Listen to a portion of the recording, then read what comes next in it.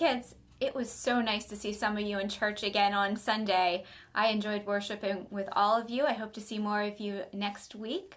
I'm going to continue to do these stories until we can meet again downstairs for junior worship and for Sunday school. So the story I have today is called The Tale of Three Trees.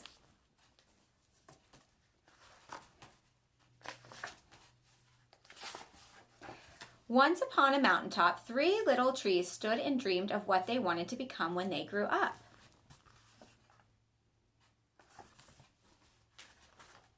The first little tree looked up at the stars twinkling like diamonds above him.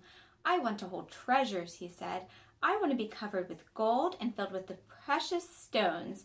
I will be the most beautiful treasure chest in the world."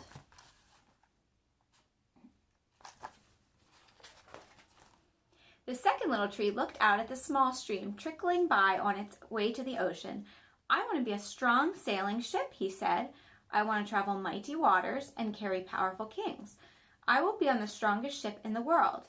The third little tree looked down into the valley below, where busy men and busy women worked in a busy town. "I don't want to leave this mountaintop at all," she said. "I want to grow so tall that when people stop to look at me, they will raise their eyes to heaven and think of God. I will be the tallest tree in the world."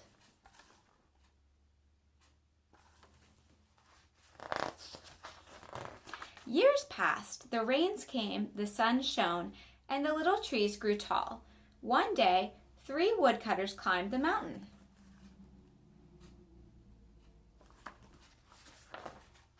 The first woodcutter looked at the first tree and said, "This tree is beautiful. It is perfect for me." With a swoop of his shining axe, the first tree fell.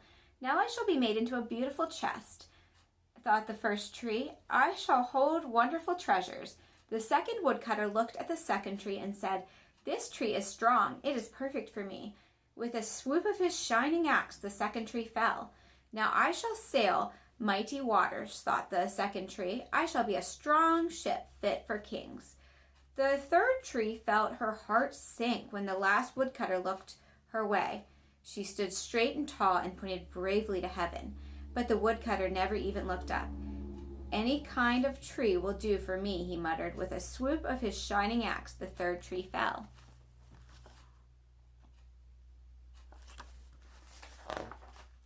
The first tree rejoiced when the woodcutter brought him to a carpenter's shop.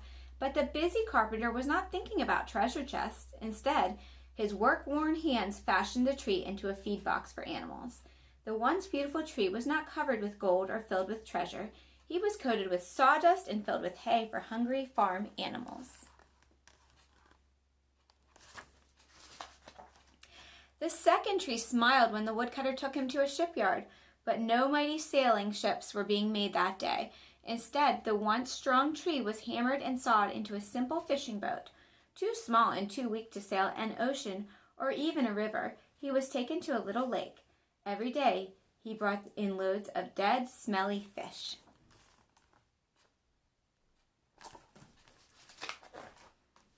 The third tree was confused when the woodcutter cut her into strong beams and left her in a lumber yard.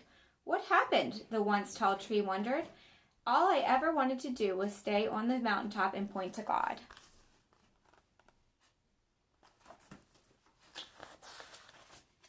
Many, many days and nights passed. The three trees nearly forgot their dreams. But one night, golden starlight poured over the first tree as a young woman placed her newborn baby in the feed box. "I wish I could make a cradle for him," her husband whispered. The mother squeezed his hand and smiled as the starlight shone on the smooth and sturdy wood. "This manger is beautiful," she said, and suddenly the first tree knew he was holding the greatest treasure in the world.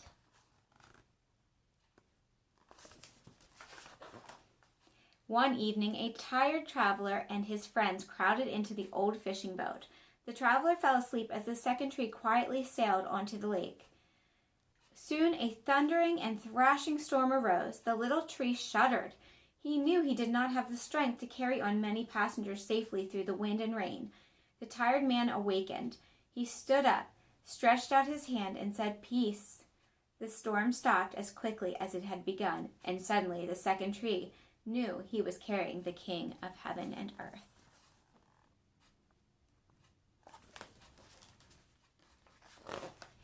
One Friday morning, the third tree was startled when her beams were yanked from the forgotten woodpile. She flinched as she was carried through an angry, jeering crowd. She shuddered when soldiers nailed a man's hand to her. She felt ugly and harsh and cruel.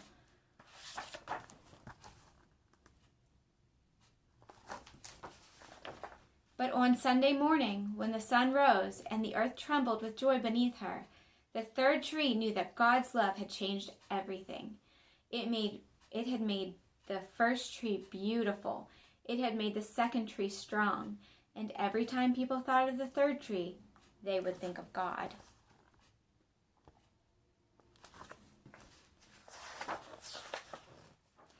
That was better than being the tallest tree in the world. Hope you enjoyed the story, and I hope you enjoy this week and spend some time outside in God's beautiful creation. It's just amazing to me how we can just look around at the mountains, the trees, the lakes, the oceans, and just see God's beauty everywhere, through the birds, through the flowers, just all the just amazing animals that he created. Have a very blessed week. Hope to see you all soon.